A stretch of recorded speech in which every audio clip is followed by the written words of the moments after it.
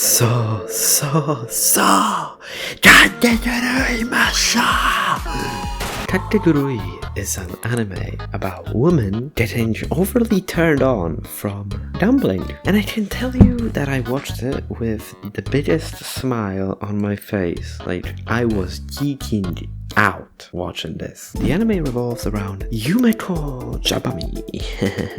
Yumeko Jabami, who is the actual main character, not the bum-ass MC Ryuta, who genuinely pissed me off because he felt like such a self-insert. In season 1 at least, he was constantly doing something, and even in the finale of season 1, he actually played an important role and thought of something at least remotely by himself. But in season 2, there was literally like one instance of him doing something, and then at points he wasn't even present in the show. I only see 4 dots sometimes he was even a character. That's how useless this guy is. Because literally, this is all he was doing most of the time. Just staring at Yumeko and going, Yumeko, like, shut the fuck up and do something. I am over exaggerating because I do get what the author was trying to do with his character. He was basically making him be the opposite of Yumeko, in a opposite attract kind of way, where Yumeko is the crazy woman that gets turned on from the gambling, where Ryuta just kinda wants to survive. And I get that, but do we really have to make him so useless, so basic, and so just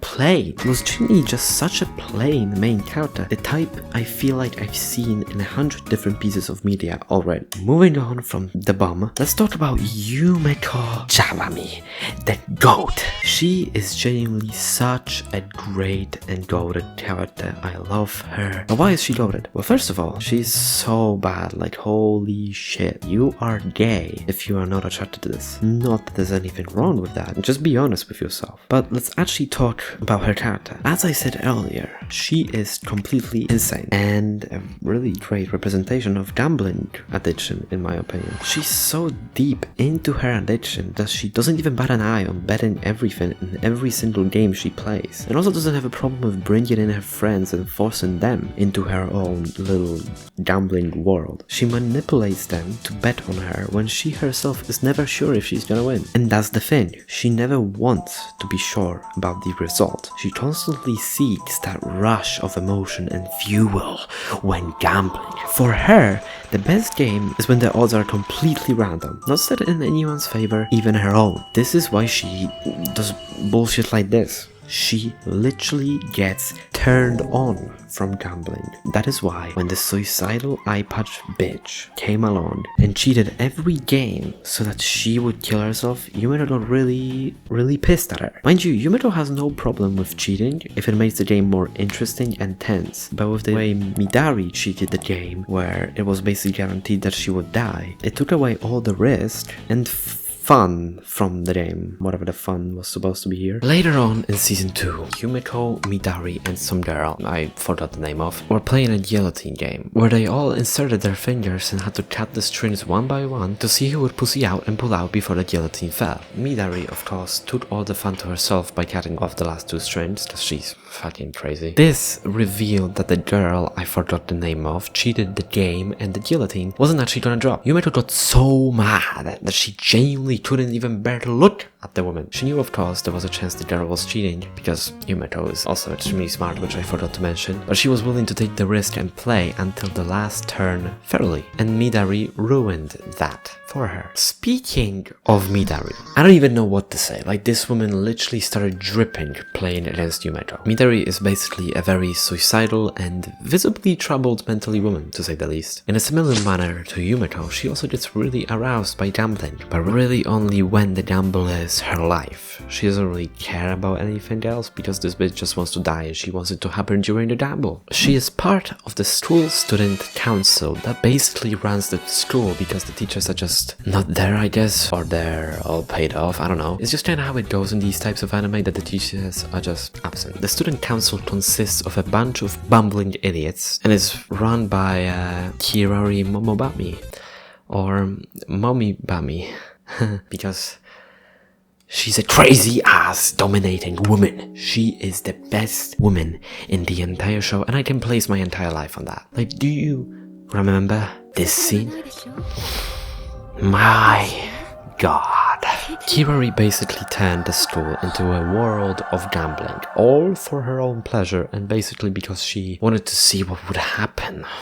Or more accurately, she refers to the stool as her little aquarium and basically did everything because of her own boredom for her own amusement. She loves manipulating people and seeing them struggle by having to bet everything they have. This is why she created the system of house bets. Basically, if you can't pay up the money you lost gambling and you go in debt, you become a slave to the stool and everyone can command you like a pet. She's also beautiful, like genuinely, like her character design is amazing with the blue eyes, blue lipstick and the weird ass hair. I just had to mention it. Sorry guys, but the glaze will never be enough for this woman. Moving on, Mary Saotome, who's probably one of the saner and normal characters in the entire show. She is actually very interesting because she starts out in the first episode as an arrogant piece of shit, but losing to Yumeko, becoming a house pet, and then losing to Yuriko and experiencing a mental breakdown. Her arrogance and cruelty disappears, and all she wants is to rise up again in the ranks and also see the student council pay for all the fucked up stuff they allow. Okay, so we are being all over the place, so let's talk about the actual story maybe. Season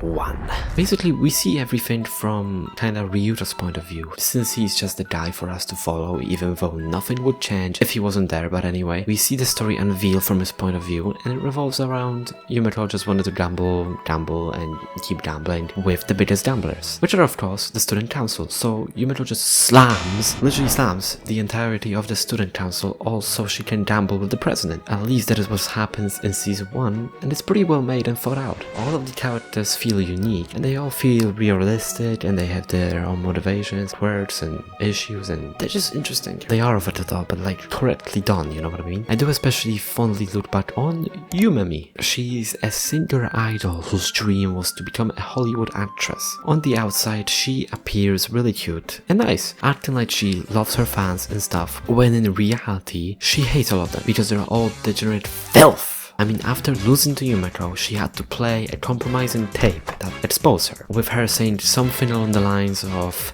"I hate all my fans and they're fucking disgusting." And these motherfuckers did not care one bit. They just kept glazing her. So season 1 basically just goes like that until we end up at the final showdown between the President Kirari and Yumeko, where Ryuta is actually doing something. It's a game where in the simplest terms possible, Ryuta chooses the cards for Yumeko and they're either plus point cards or minus point cards. There's also one card that if he chooses will make Yumeko lose immediately, so that's cool. So he basically goes all Yumeko crazy mode and locks in, and it ends with a die. That's why I think that the season 1 finale is kinda underwhelming, because we have all this build up, right, for a simple draw, which is okay, I guess. I just kinda expected the offer to not go with the most obvious option, because I mean, Kirari and Yumeko are being constantly like compared to each other and like being paralleled. You know what I mean? The obvious solution is to end with a tie, and it makes sense, I suppose. But I mean, you're not supposed to be predictable when you're writing a story. Sometimes, yeah, but like not here. In short, season 1 is, I think, very well written and structured and fully thought out. Just the finale was a little underwhelming and predictable, but that's okay because we move on to season 2. Season 2 is much less consistent, I guess. The plot of season 2 is that all the big head families come to the school, and Kirari, the president, starts an election. Of course, ruled by gambling. All students get 1 vote each, and whoever can gamble with the votes and is left with the most votes at the end becomes president. Simple. It sounds cool, and it's not bad, I suppose. It's just I haven't felt the same tension and enjoyment throughout season 2 as I have in season 1. The moments that are supposed to be extreme are not really that extreme. I feel like the stakes felt not as insane, and there were less of these insane and outrageous, diabolical, whatever you want to call moments like this. Although we did get this in season 2, so it's not all bad, and it's genuinely not all bad. One of my favorite sequences from the show is actually from season 2, and it's the tower arc with Sayaka. I don't know if this is a popular opinion or not, I don't care. Although I still think it's bullshit that Kirari just has a tower that can retract from the ground and also rotate like Death Star, but okay. I mean, she's just that cool, I guess. Putting that aside, I love this whole sequence where we follow Sayaka and her thought process and how she loves the president, because she has a crush on Kirari, by the way. The entire time we kinda all know that Yumeko Yumeko is gonna win, but the part that we are all focused on is whether or not is Kirari actually gonna make the loser kill themselves. If you don't remember, the game is basically who can go down and back up the tower first by opening doors and trapdoors by solving puzzles. And the punishment for the loser is suicide by jumping off the top. Yeah, when I say it like that, it really puts into perspective how insane this show is. I just love the sequence so much because it really fleshes out Sayaka and makes you care for her and even kinda root for her. I did root for her, not gonna lie. And up until the very last moment, when she inevitably loses, she is saved by Kirari, and there was no danger anyway because the ground was like a trampoline or some shit. It's genuinely beautiful. So yeah, season 2 basically is about the election and all the families. One character stands out though, in a good or bad way I suppose, but Rei Batsubami. She is basically owned by the big families and is a servant to all of them. She went through her life as a kid, not being allowed to be free, until a girl who was actually Yumeko's sister made her realize her worth. Yumeko's sister afterwards proceeded to lose in a bed so bad that she was sent to a mental hospital because she went insane. This made Rei swear to get revenge on the big families. So yeah, that's a backstory, but what does she do? She is basically the main antagonist of the season. And you know, up until the last 2 episodes, I genuinely thought this was a guy, and she pissed me off because she acted all nonchalant and she was like trying to aura farm like eyes and like, bitch, shut up. The big reveal is that Rei got a shit ton of votes from the students that she was constantly nice to throughout the show, and is now hosting an auction for the votes in a weird ass game where basically almost everyone from the big families is playing besides Mommy Kirari. For some reason, I don't know why. The game ends with Yumeko slamming everyone again, of course, and then Rei is all like, Nanda Kurewa? How did you do that? So Rei the bum, another bum, because we have Ryota the bum and Rei the bum, loses all her fuck ass votes, and Yumeko and Rei do a coin flip for basically all or nothing. Rei stays 3 million yen, which is all she has because, I mean, this is also money that Yumeko literally gave to her, just so she could gamble. And Yumeko bets her family name Jabami, since apparently it's equal in worth. And, well, Rei lost because she's a bum. What the fuck did you expect? But the ending was happy nonetheless, because Kirari, being amazed with Rei's risk-taking and determination, freed her from the slavery, like the dog she is, and allowed Rei to choose a name of her own, even though it's not shown what she chose. It might be Yumeko's name Jabami, or I don't know, maybe Momobami? I would choose Momobami. Basically, the ending is buns! It's underwhelming. It's such a weird way to end the show. I don't know, like maybe they were thinking that season 3 would come out, so like we would end this right there and it would be fine. It's not fine because there's no season 3. Also, another point I have to mention, I don't know if I'm the only one getting this feeling, but all the characters feel so much more robotic and worse written than the first season. Maybe not robotic, but they feel just genuinely torn. Season 2, it really felt like they were all stripped of any complexity and left with just the defining traits. Like, for example, Yumeko feels like even slightly over the top and just somehow basic. I just don't understand how you can make such a goated character like Yumeko feel stale. It's outrageous. And also the season just felt like we were doing side plots the entire time, like the tower arc, although I loved it, was a side plot, and like the imposter game and fighting the sexual assault. Like, these all are cool, but not when we only have 12 episodes. Like, come on, what is season 3 for all this shit?